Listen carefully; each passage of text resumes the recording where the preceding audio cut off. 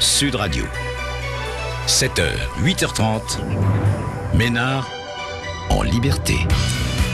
Hier matin vers 6h, 4 jeunes, ils ont entre 17 et 21 ans, étaient surpris par des policiers. Ils tentaient de cambrioler un magasin à Narbonne. Vous savez, dans une zone commerciale, c'est à l'extérieur de Narbonne. Vous savez ce qu'ils ont fait? Ils ont foncé sur les policiers. Heureusement, aucun de ces policiers n'a été blessé. Ils se sont alors enfuis en direction de Perpignan. À un rond-point, ils sont sortis de la route. Ils ont été arrêtés. Vous avez bien entendu, tout cela s'est passé à Narbonne. Pas dans une de ces banlieues où l'on brûle les voitures, où les forces de l'ordre ont peur de pénétrer. À Narbonne, à 10 km de chez moi. Dimanche, dans un train qui se dirigeait vers Paris, une jeune femme, elle a une trentaine d'années, elle est enceinte de 4 mois. Elle a été agressée et violée par un garçon de 18 ans, tout juste majeur. Il a pointé un couteau sur son ventre. Au premier arrêt, il s'est enfui. Et il a été arrêté grâce, je le souligne, grâce aux caméras de surveillance. À Miramas, près de Marseille, c'est un garçon de 17 ans qui a été ligoté et tabassé par son propre frère. Il ne respectait pas le jeûne du Ramadan. C'est ça qu'on lui reprochait. À la Courneuve, c'est un enfant de 10 ans qui tombe du 5e étage. Il avait les pieds et les poings liés avec du câble électrique. Son père a avoué qu'il l'avait ligoté pour le punir. Je vais arrêter là. Vous l'avez compris, je peux comme ça, tous les jours, vous citer des faits divers, des dizaines de faits divers qui disent la violence, mais aussi la peur, le désarroi face à des comportements qu'on ne comprend pas, que je ne comprends pas. Et quand vous demandez à nos politiciens, à nos hommes politiques ce qu'il faut faire, vous avez les uns qui vous abreuvent de chiffres rassurants, auxquels d'ailleurs personne ne croit, pas même eux, qui vous nous annoncent le 250e projet de loi. Les autres, c'est la gauche, nous parlent de prévention, de manque d'effectifs. Mais rien ne change. Au contraire, tout s'aggrave. Alors, qu'est-ce qu'on peut faire? Être plus sévère avec les voyous, oui, les voyous, y compris les voyous mineurs. Multiplier les caméras de surveillance, même si ça ne plaît pas, vous savez, aux prétendus défenseurs de liberté. Organiser nous-mêmes notre sécurité, comme l'ont fait certains Anglais pour se défendre face aux casseurs, vous vous rappelez, il y a quelques semaines. Voilà, de tout cela, nous allons débattre. Alors, vos témoignages, vos colères, vos sentiments, vos coups de colère, vous appelez tout de suite, mais tout de suite, le 3628 et vous dites Sud Radio. Vous pouvez tout nous dire, vous pouvez tout me dire. Ici, on est libre de parler. Alors, vous en profitez. Alors, ouvrez-la. Ménard en liberté sur Sud Radio. Face à la montée de la violence, a-t-on raison d'avoir peur? Avez-vous peur? Avez-vous peur? 3628, vous dites Sud Radio et vous nous dites ici ce que vous ressentez, vous nous racontez ce qui vous arrive, vous nous dites ce qui est arrivé à vos voisins, à vos parents, à votre père, à votre mère, à vos enfants. Vous nous racontez, qu'on entende enfin ce qui se passe réellement. Véronique, vous m'entendez? Oui, très bien. Bonjour Robert. Véronique, donc vous voulez nous parler d'une autre violence. J'y ai pas fait allusion, mais vous avez raison, il faut insister là-dessus. C'est la violence à l'école. À l'école. Vous en êtes témoin? Tout à fait, puisque je suis personnel d'éducation et administratif, donc j'ai l'occasion d'aller sur les cours de récréation. Et un jour, j'ai été obligée d'intervenir auprès d'un enfant qui était très agressif envers ses camarades. Je pense que l'enfant, le connaissant un peu, était certainement précoce et visiblement, il ne supportait pas l'injustice dans les jeux avec ses camarades.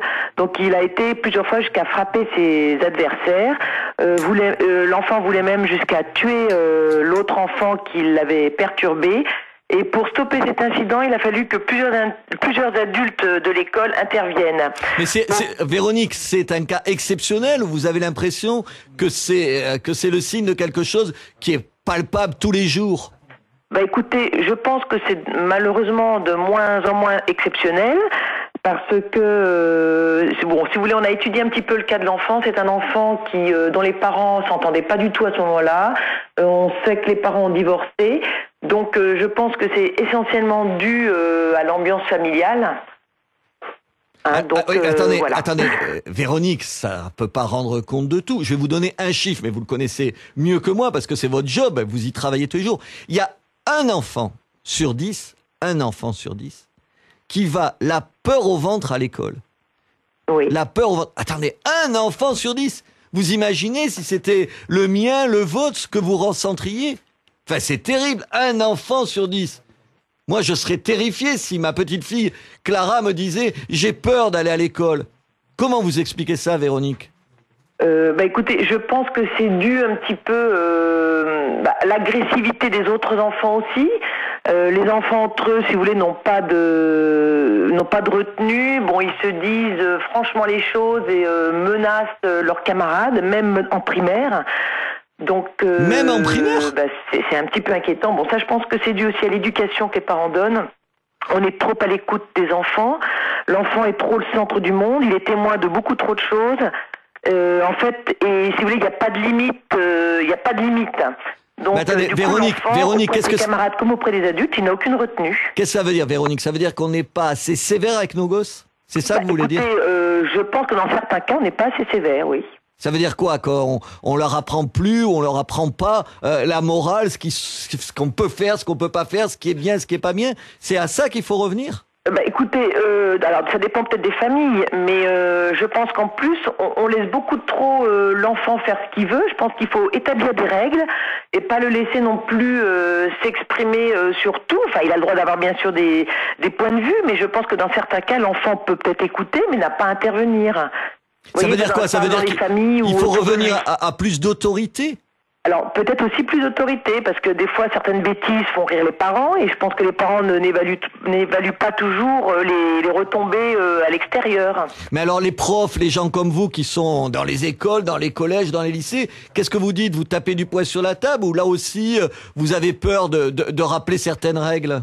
Écoutez, moi, personnellement, je suis peut-être un peu atypique, mais je n'ai pas peur de rappeler les règles.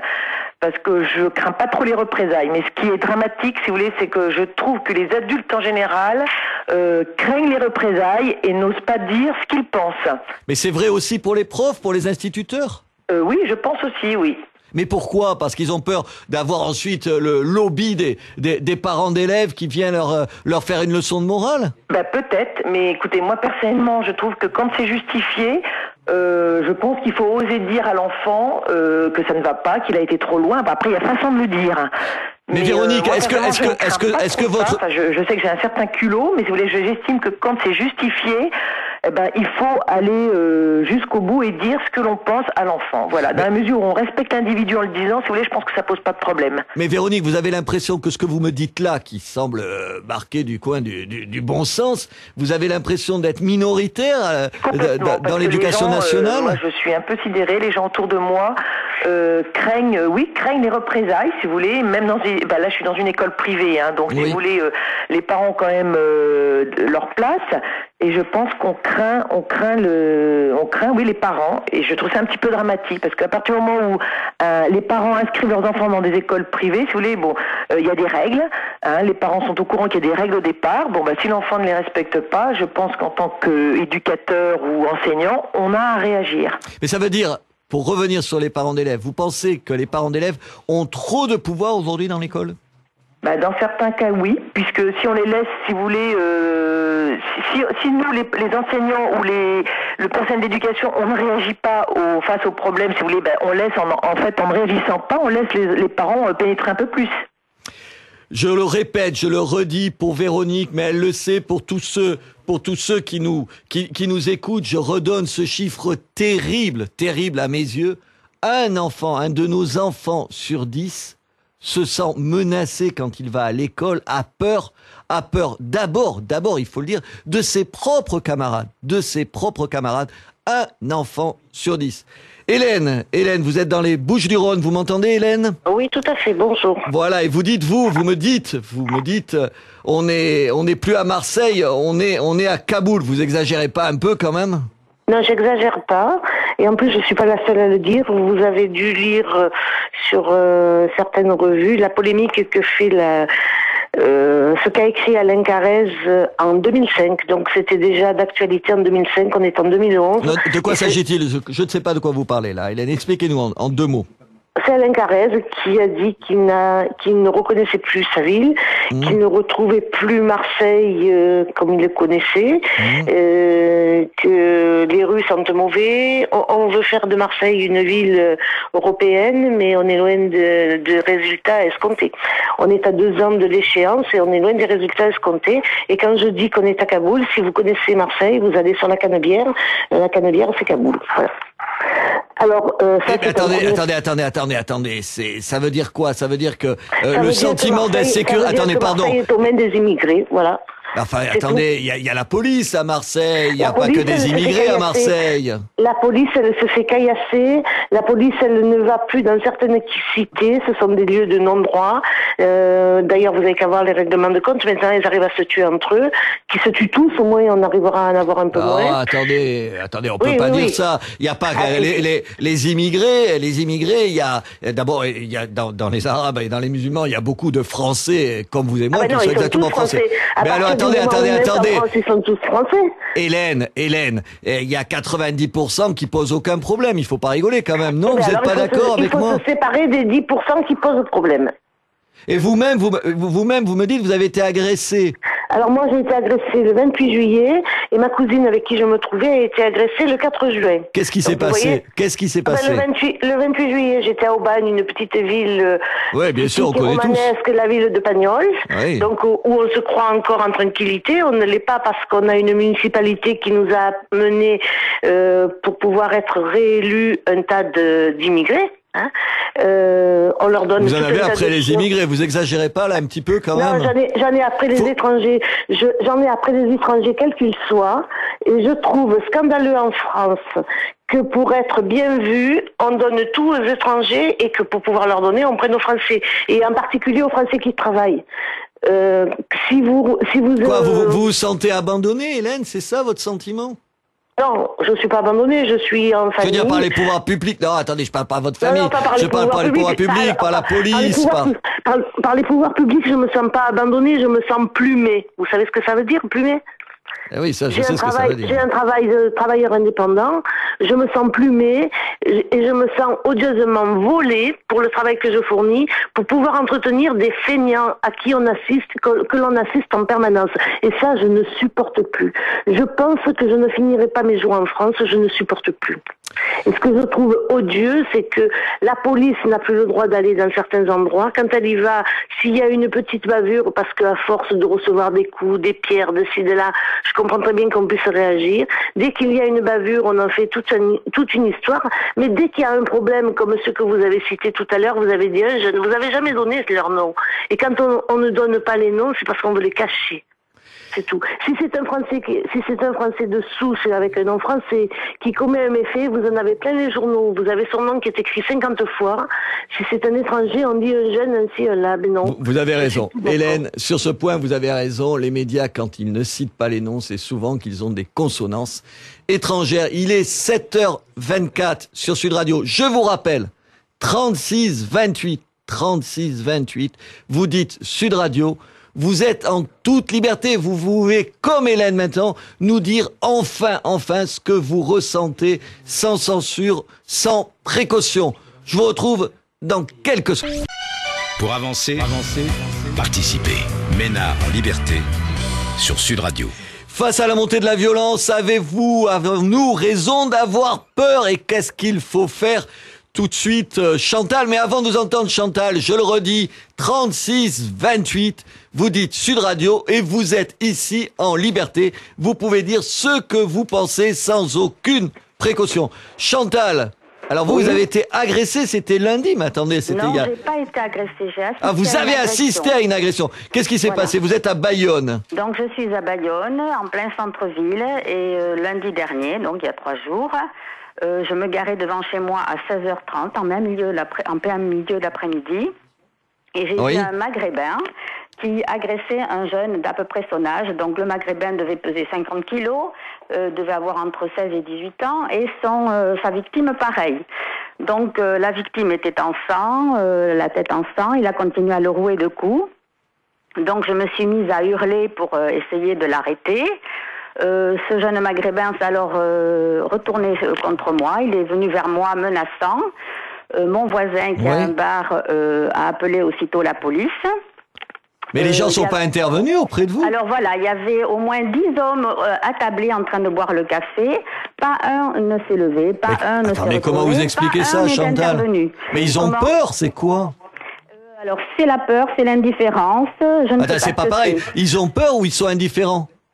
Je pense ils s'en foutent ou ils craignent pour leur sécurité? Ils ont un peu peur, mais enfin face à un morpion de 16 ans qui passe 50 kilos quand il y a quelques hommes autour qui doivent faire le double du poids et qui sont basques d'autant plus, donc reconnus pour leur force, je trouve quand même que c'est déplorable. Attendez, parce que Chantal, quand même. Oui. Évidemment, il faut qu'il y ait des policiers, évidemment, il faut qu'il y ait des gendarmes, évidemment, c'est à l'État de protéger, de nous protéger, de protéger son peuple, bien sûr. Mais quand même, il y a des réflexes citoyens. Quand on voit quelqu'un se faire agresser, on se lève. Moi, ça m'est arrivé dans le métro de voir des gens se faire insulter sous les yeux d'une rame de métro comble et personne qui bouge. C'est invraisemblable. Ça vous choque pas, ça aussi, Chantal?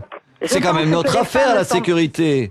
Pardon, je pense que les femmes sont beaucoup plus courageuses parce que nous étions 3 femmes là, mais bon, nous étions des petits cabarets et nous avons eu peur, faut le dire, parce qu'il était très menaçant. Par contre, la police qui a été appelée, qui habite à 800 mètres des lieux où il y a eu l'agression, n'est arrivée que 20 minutes après. Donc je pense que c'était l'heure du thé, qu'il fallait pas les déranger. Mais enfin quand même, je suis quand même très très choquée par leur comportement. Ça veut dire quoi? Ça veut dire qu'ils font pas leur boulot? Je trouve qu'ils font pas leur boulot, exactement. Ils font pas leur boulot et ils ont peur face à des mineurs, qui sont des dealers, puisque je pense qu'ils vivent de ça. Et bon, s'ils commencent à envahir des villes qui sont relativement calmes comme Bayonne et que personne ne fait rien, même pas les autorités, voilà, je trouve ça choquant. Et je suis offusquée par le comportement des gens autour qui sont trop indifférents. Je le sens bien, je vous approuve sur effectivement la lâcheté un petit peu générale. Écoutez, on va aller en Gironde, pas loin de chez vous.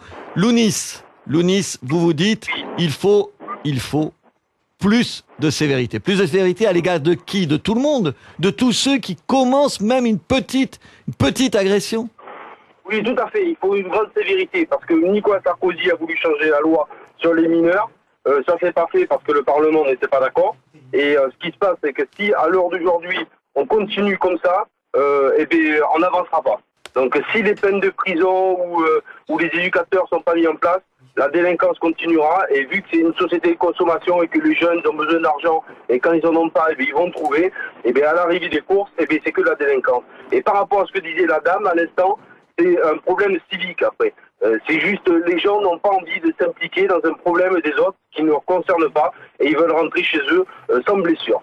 Mais Lounis, vous dites c'est un problème d'éducation, vous avez raison, on le disait tout à l'heure avec une auditrice, un problème de morale, un problème d'autorité, mais aussi il y a un problème de répression, non? Ah non, mais tout à fait, c'est un problème de loi.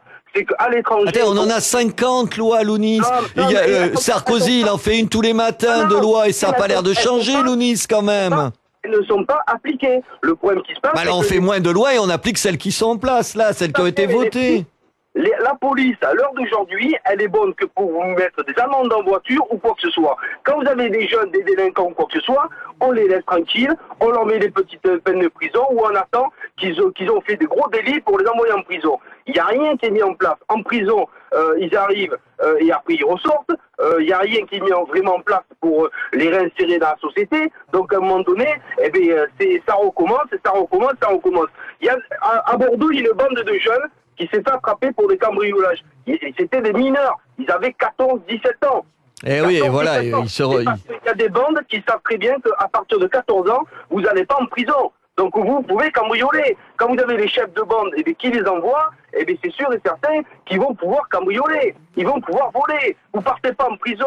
Il y a personne qui gère tout ça. Donc à un moment donné, il faut vraiment appliquer les lois et attraper les mineurs et puis leur mettre des maisons de redressement ou quoi que ce soit. Mais il faut faire quelque chose dès maintenant parce qu'on va avancer dans le temps, la délinquance ça va augmenter, le travail il n'y en aura plus, donc systématiquement les gens auront besoin d'argent et les jeunes aussi, avec des parents au chômage ou quoi que ce soit, ce n'est pas la peine et on n'avancera de nulle part, on ira face à un mur. Donc, Lounis, moi, je suis d'origine maghrébine. J'ai jamais été délinquant. J'ai connu les cités, mais moi, parce que j'avais une morale et j'avais des parents derrière moi, quand vous avez des jeunes où les deux parents travaillent, ils sont livrés eux-mêmes. Lounis, vous avez vu, il y a beaucoup de nos auditeurs qui mettent en cause les immigrés. Vous avez entendu? Oui, mais les immigrés, le point qui se passe, c'est qu'on peut toujours les remettre en cause. L'immigration, elle a été choisie par l'État. La délinquance est presque choisie par l'État. Au moment des élections, on va se faire lire comment? On va vous dire, on va envoyer les étrangers chez eux. Mais quels étrangers? Ils sont nés ici. Moi, je suis de parents étrangers. Je suis français. Je suis né sur ce territoire. Si demain matin je décide d'être délinquant, je suis né sur ce territoire. Je suis français. Les gens ne comprennent pas. On a des têtes de maghrébins, on fait des délits de faciès, mais c'est tout. Après, le point qui est, on n'est pas délinquants. Et c'est pas une majorité. Les gens, il faut qu'ils arrêtent. Les étrangers ne sont pas délinquants. Donc c'est tout. Après, c'est une minorité de personnes qui salit en fait une grosse communauté d'étrangers. Et après, c'est tout. Mais le problème qui se passe, c'est que dans ces cas-là, eh bien, on n'a qu'à renvoyer tout ce qui ne cotise pas. Et voilà, qu'ils soient français ou pas français, on n'a qu'à renvoyer tout le monde. On va continuer à en parler. 7h51 sur Sud Radio. 36 28, vous dites Sud Radio et vous êtes sur l'antenne, vous pouvez répondre à Lounis. Par exemple, juste avant de donner la parole à Stéphane, qui est, lui, ulcéré d'entendre les gens mettre tout sur le dos des immigrés. On va y revenir. Juste, quand même, une information qui vaut son pesant de cacahuètes. Marie-Laure Bardèche, qui est la sous-préfète de l'Aude. Écoutez, on l'a appelée et elle refuse, entendez bien, elle refuse de s'expliquer sur l'interdiction qu'elle a opposée à la décision du maire de Maillac, dans l'Aude. Maillac, c'est un petit village, 400 habitants, je vous le disais, à 25 km de l'Aude, qui avait voulu, le maire de l'Aude, qui est le maire de Maillac, qui avait voulu instaurer un couvre-feu à 22h pour les mineurs de moins de 17 ans à la suite d'un viol et de coma éthylique. Et la sous-préfète de l'Aude, a refusé de s'expliquer quand on lui a demandé pourquoi elle s'était opposée à ce qui semble une mesure de bon sens.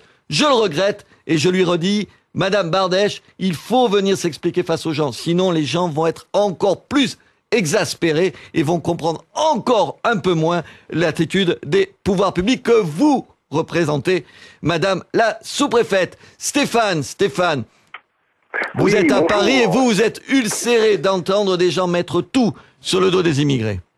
Ah oui, tout à fait. Écoutez, moi j'ai vécu, je suis à Paris actuellement, mais il n'y a pas si longtemps, j'étais à Marseille, j'y ai vécu 4 ans. J'ai vécu à Bayonne, parce que j'ai entendu qu'il y avait Bayonne aussi. Bien sûr. Et pareil.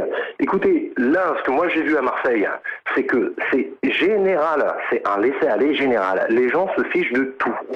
Voilà. Donc on grille les feux rouges, vous allez faire vos courses, vous êtes obligé de calculer, vous êtes obligé de regarder ce qui vous manque, votre monnaie, vous êtes obligé de vérifier votre marchandise. Écoutez, et après on va vous dire oui, c'est les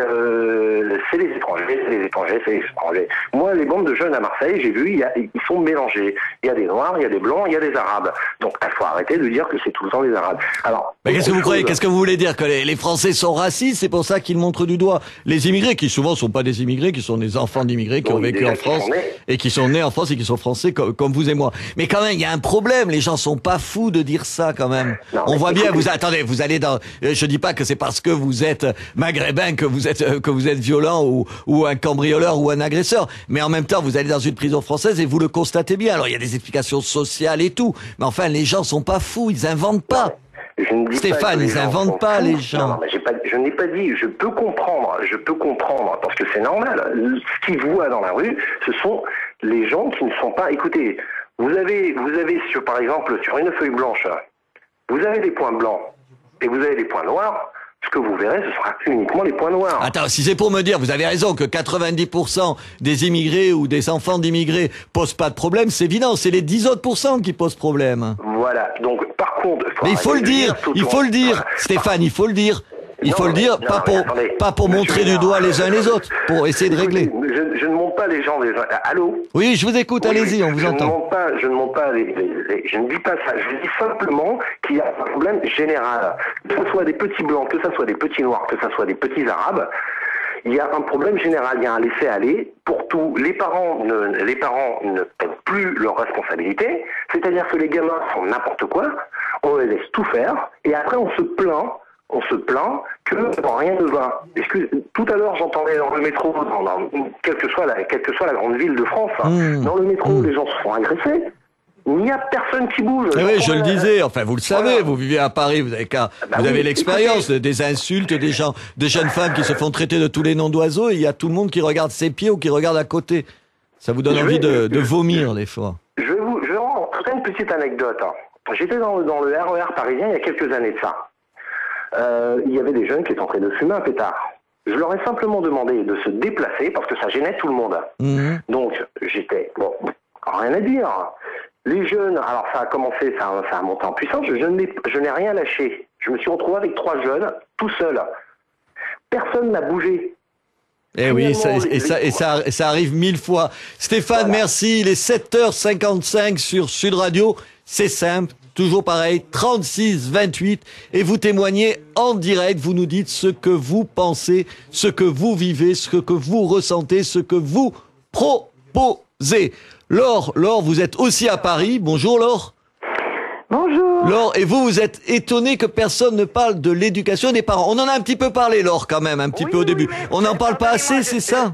C'est de bonne heure et je circule dans la maison, j'ai pas tout entendu. Pourquoi? Alors, d'après vous, c'est les profs, c'est les parents qui ont aussi une part de responsabilité dans ce qui se passe aujourd'hui, dans cette espèce de laisser-aller? Je dis un enfant, lorsqu'il a 7-8 ans, il est déjà, à l'heure actuelle, un petit bonhomme. Oui. Il observe tout. Il est capable de... vous mettez un téléphone à un enfant qui est encore dans la poussette, il est capable, un portable, il est capable de bien mettre l'écouteur à son oreille et d'entendre son papa ou sa maman qui est au loin. Un enfant, maintenant, est un peu en avance. Oui, mais enfin, c'est un enfant, Laure. Écoutez-moi, si les parents ne sont pas là pour équilibrer ce qu'ils voient à l'extérieur et ce qu'ils doivent faire, eh ben, il s'en sortira jamais. Il deviendra un délinquant parce que c'est vite fait de faire mal. Un enfant n'est pas responsable de tout. Et quand il devient un délinquant à 10 ans, après c'est foutu. Ce père de famille, parce que son enfant avait volé un portable, je sais pas quoi. Oui, vous avez vu ce qu'il a fait? Oui, mais il est devenu fou, le bonhomme. Eh oui, il faut pas... Parce que le vol lui a claqué à la gueule. Et ce matin, je voulais dire que les parents n'ont pas toutes les responsabilités, mais qu'ils en ont une part. Et à l'heure actuelle, quand vous voulez... Laure, merci. Je vais être obligé de vous couper, Laure. Il est 7h57 sur Sud Radio. Je vous retrouve dans quelques secondes. Sud Radio. 7h, 8h30. Ménard en liberté. Face à la montée de la violence, a-t-on raison d'avoir peur? Avez-vous peur? Jacques Miard, vous êtes avec moi en ligne. Jacques Miard, on vous connaît, vous êtes député UMP, vous faites partie de la droite populaire. Oh, vous n'avez pas aimé ce que je dis une fois de plus. Enfin, c'est la droite de l'UMP. Vous avez entendu, Jacques Miard, vous avez entendu l'exaspération des gens face à la violence? Écoutez, ça me paraît tout à fait normal, car la première des libertés, c'est d'aller et venir en toute sécurité. Ça s'appelle la sûreté en termes révolutionnaires. Ça fait même l'objet d'un article de la Déclaration des droits de l'homme et du citoyen. Mais Jacques Miard, qu'est-ce que vous faites? Depuis 2002, la violence aux personnes, c'est-à-dire celle qui est le plus sensible, elle a augmenté de 20%. C'est pas moi qui le dis, c'est Claude Guéant, votre ministre, notre ministre de l'Intérieur. Nous avons un fait de société dans lequel, effectivement, nous sommes tous responsables de cette situation. Ça commence, vous savez, la violence, ça commence à la maternelle. Car j'ai déjà vu dans certaines écoles des enfants se monter agressifs, et tout ça, c'est une culture qu'il faut combattre. Et vous avez raison de dire que c'est inadmissible. Personnellement, j'ai toujours pensé qu'il fallait ne rien tolérer et qu'il fallait aussi adapter la répression à la nature même, je dirais, du délinquant. Et justement, Jacques Miard, sur ce point, vous avez vu, les gens montrent du doigt souvent les mineurs en disant, finalement, ils échappent à la répression. Or, il y a de plus en plus de mineurs, manifestement, qui s'en prennent aux autres en se disant, je suis mineur, je risque moins. Est-ce que vous l'entendez, ça? Bien évidemment. Et qu'est-ce que vous faites? 2 propositions de loi en tant que député pour créer des unités disciplinaires à statut quasi militaire sur le contrôle du juge pour que véritablement on puisse redresser, entre guillemets, qu'on puisse reformater ces jeunes et leur apprendre la discipline. Si vous les mettez en prison, premièrement c'est très difficile d'envoyer un mineur de 13 ans, 14 ans en prison. Oui, mais on trouve quelque chose, Jacques Miard. Alors c'est exactement ce que je propose, des unités disciplinaires, et j'en avais d'ailleurs fait plusieurs fois une proposition de loi, j'en ai fait 2, j'ai fait quelques articles à ce sujet, et bien évidemment on me dit oui, mais je on fait rien, on fait rien. Faut aller dans ce sens. On fait rien, Jacques Miard. On commence à voir justement ces unités qui sont des cadres fermés, il faut les démultiplier, c'est la seule solution. Il faut rétablir une discipline sociale d'ordre quasi, je dis bien, et je pèse mes mots, quasi militaire. 8h13, Jacques Miard, on vous garde en ligne. Tout de suite, on se retrouve. Je vous rappelle, 36-28, vous posez vos questions si vous voulez débattre avec Jacques Miard. 36-28, vous dites Sud Radio. Dans quelques secondes, on retrouve Jacques. Pour une fois, soyons directs. Ménard en liberté sur Sud Radio. Face à la montée de la violence, a-t-on raison d'avoir peur? Je vous retrouve, Jacques Miard. Vous êtes député des Yvelines et membre de la droite populaire. Vous êtes député UMP. Jacques Miard, vous avez dit, on vient de l'entendre, en gros vous dites qu'il faut être plus sévère avec les voyous, y compris avec les mineurs. 2 questions, Jacques Miard. Soyez gentil, répondez-moi franchement, pas de langue de bois. Les caméras de surveillance, il faut les multiplier. Vous avez vu que la jeune femme qui a été agressée et violée dans un train, on a retrouvé son agresseur grâce aux caméras de surveillance. Il faut les multiplier. Bien évidemment, parce que c'est un moyen pas simplement de prévention, mais de preuve. Et c'est le plus grand problème avec la voyoucratie, c'est qu'ils ont un sentiment d'impunité. À partir du moment, on va peut-être pas pouvoir toujours prévenir, on va pas pouvoir peut-être immédiatement envoyer une patrouille, quelque chose à la caméra, mais si on a ensuite tous les éléments pour poursuivre, eh bien on crée effectivement l'incertitude sur la voyoucratie. Mais Jacques Miard, on espère qu'il y aura 60 000 caméras en France en 2011, à la fin de cette année. Il y en a plus de 4 millions en Grande-Bretagne. Mais ça ne veut pas dire qu'il ne faut pas continuer. C'est juste alors faites-le. J'en ai posé une vingtaine et nous allons monter à une trentaine dans notre ville. Ça nous a permis effectivement de résoudre un certain nombre d'énigmes et d'attaques et d'agressions. C'est évident qu'il faut les avoir. Et il ne faut pas avoir peur véritablement. Certains vont dire mais c'est Big Brother qui nous regarde de partout. Ah ouais, ça on l'entend, je sais. Il ne faut pas avoir peur de ces vidéosurveillances. C'est aussi la vidéosécurité, c'est ma sécurité pour chacun. Bien évidemment qu'il faut faire. Alors, on va peut-être pas atteindre le chiffre de 4 millions comme en Grande-Bretagne, car je peux vous dire qu'en Grande-Bretagne, il y a un fort débat actuellement. Je sais aussi. Ça n'a pas permis de prévenir. Attendez, personne dit que ça va régler tous les problèmes, Jacques Miard, mais c'est peut-être une des parties des choses qu'il faut faire. C'est un élément qui permet ensuite véritablement d'avoir des éléments de preuve pour pouvoir poursuivre ces voyous. Jacques Miard, merci, on vous écoute et puis je vous rappellerai pour savoir si tout ce que vous nous dites là, vous le faites. Geoffrey, vous dites, c'est terrible, vous me dites que vous avez essayé d'aider quelqu'un qui était agressé et vous avez pris 1 mois de prison avec sursis. Je comprends rien, c'est fou cette histoire. Ben, c'est pas si simple, hein. En fait, je suis routier de nuit, je livre pour une grosse centrale, oui. Et j'étais dans un plaid qui était pas loin de, on va dire, de la grosse ville de Bordeaux, où la nuit, des fois, ça va tout droit. Mmh. Et j'entendais crier au loin, alors que j'étais en train de livrer ce magasin-là, et puis je me suis inquiété, je commençais à entendre une fille qui criait et tout, et ben en fait, faire se faisait qu'il y avait 2 garçons qui étaient en train de... avec leur façon de parler à eux, qui déterminent facilement qu'ils venaient de la cité, qui voulaient attraper cette fille, et j'en ne sais rien ce qu'ils allaient en faire, qu'ils l'avaient attrapée dans un coin. Et je me suis interposé, puis à partir de là, que vous commencez à vous mêler de leurs histoires, bah ça va, tout va, et ils commencent à crier en tous les sens, à parler dans une langue qu'on comprend pas bien. Et c'est devenu assez physique, parce qu'ils sont, je sais pas quoi ils tombent. Vous êtes battu. Vous êtes battu. Je me suis battu, j'ai fait tout ce que j'ai pu, chance. Mes parents m'ont fait que je suis pas taillé dans une arbalète, donc Ça a été pour moi, malheureusement pour moi aussi, parce que vu que je marque pas bien les coups qu'ils m'ont donnés, j'ai pas pu vraiment me défendre. Et lui, il y en a un qui passait avec une mâchoire brisée et un coup de plus ou moins abîmé. Et c'est vous qui avez été condamné. Et c'est moi qui ai pris parce que tout simplement, ce que je sens un peu trop à la France, c'est que il n'était pas vraiment français, et que apparemment ça passe bien pour eux. Parce que il y a plusieurs années, je dirais une dizaine d'années en arrière, j'ai eu le même problème avec des Français, on va dire non français. Et eux, peut-être les gens étaient français aussi en face de vous. C'est pas parce qu'ils sont arabes qu'ils sont pas français. Vous êtes d'accord? Je suis entièrement d'accord. Mais quand ils ont un nom à consonance, j'ai l'impression que eux ont plus de pouvoir à se défendre que l'autre. Geoffrey, on va tout de suite, poser la question à Hassan Safaoui. Hassan Safaoui, bonjour. Vous êtes responsable de la communication de l'Union des organisations islamiques de France, l'UOIF. Vous n'avez pas bonne presse, souvent, on vous considère comme des extrémistes. Qu'est-ce que vous avez envie, Hassan Safaoui, de répondre à tous les gens, vous l'avez entendu depuis ce matin, je n'en reviens pas moi-même, du nombre de gens qui mettent en cause ou les immigrés ou les fils d'immigrés, pour dire les choses en un mot, les Arabes, les musulmans? Juste pour corriger, déjà, on est plutôt considéré fondamentaliste orthodoxe plutôt qu'extrémiste. Jamais.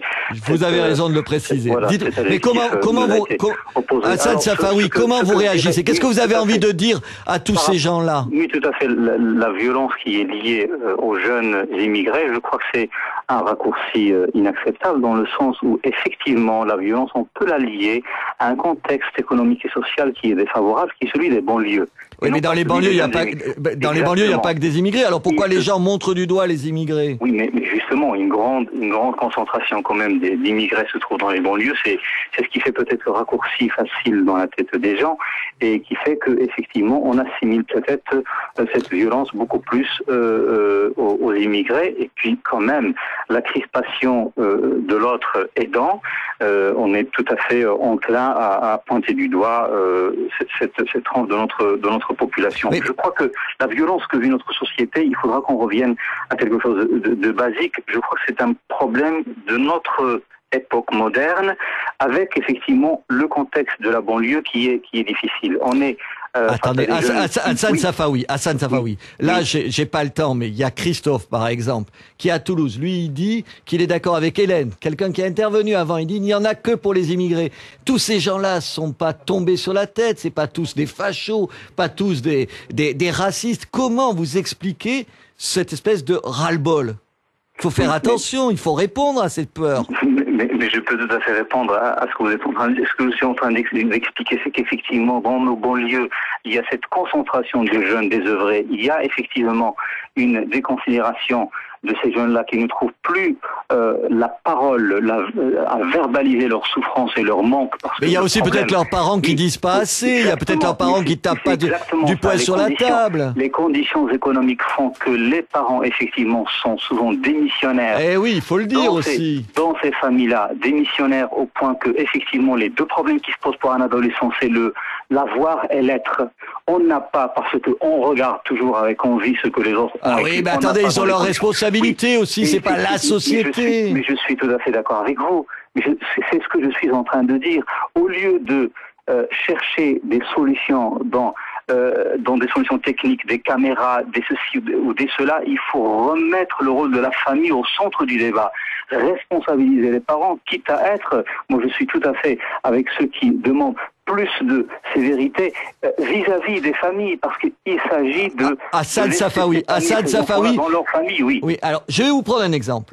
Je le disais au début de cette émission. À Miramas, près de Marseille, un garçon de 17 ans a été ligoté et tabassé par son propre frère, qui lui reprochait de ne pas respecter le jeûne du Ramadan. Qu'est-ce que vous avez envie de lui dire? Qu'est-ce que vous avez envie? Comment vous comprenez cette violence à ce moment-là, au moment du jeûne, au moment sacré pour les musulmans? Qu'est-ce que vous avez envie de leur dire? Déjà dire face à cela, si ce n'est que c'est outrancier vis-à-vis de l'islam, c'est choquant pour tous les musulmans. Et ce qui se passe, ce fait divers qui est monté en Népal, est-ce que vraiment le problème dans cette famille, c'était le problème du jeûne attendez, est-ce que le problème dans cette famille n'était pas un problème? Hassan Safaoui, la maman, leur mère à tous les deux, elle donne raison au grand frère qui tape son petit frère. Allô? Allô. On a perdu Hassan Safaoui. C'est ce que je suis en train de vous dire, monsieur Ménard. C'est que dans cette famille, allô? Oui, je vous écoute, bien sûr, je vous entends. Dans cette famille, il y a certainement des conditions, il y a un contexte tel qu'on en arrive à des violences extrêmes. C'est normal qu'on est légitime. Mais il y a une démission de tout le monde, là, c'est pas possible. La religion, ça justifie pas tout. C'est ce que je suis en train de vous dire. Donc on ne peut pas mettre ce fait divers sur le dos de la religion. C'est quand même fort de café de sortir ce fait divers et oui, mais il est dans toute la presse, ce fait divers. Hassan Safaoui, ce fait divers, il est dans toute la presse. C'est pour ça que je vous pose la question, parce que j'ai envie que vous répondiez aux gens. Mais je vous réponds clairement. L'acte des jeunes, c'est un acte individuel, un acte de conviction. Et nul ne peut condamner ou ne peut imposer à qui que ce soit une pratique religieuse. En islam, le credo, il est clair dans le Coran. Nulle contrainte en matière de pratique religieuse. Alors on ne peut pas venir me dire qu'on va mettre ça sur le dos de la religion. Hassan Safaoui, merci. 8h24, vous appelez toujours le 3628 sur Sud Radio et vous dites Sud Radio et vous nous avez en direct. On va retrouver juste dans quelques secondes Philippe Bilger. Philippe Bilger, il est magistrat, il est procureur général auprès de la Cour d'appel. Il va nous dire qu'est-ce qu'il en est des magistrats que les gens montrent du doigt et que les gens accusent d'être quoi? D'être un peu désinvoltes, de ne pas être assez sévères. 8h24, on se retrouve dans quelques secondes.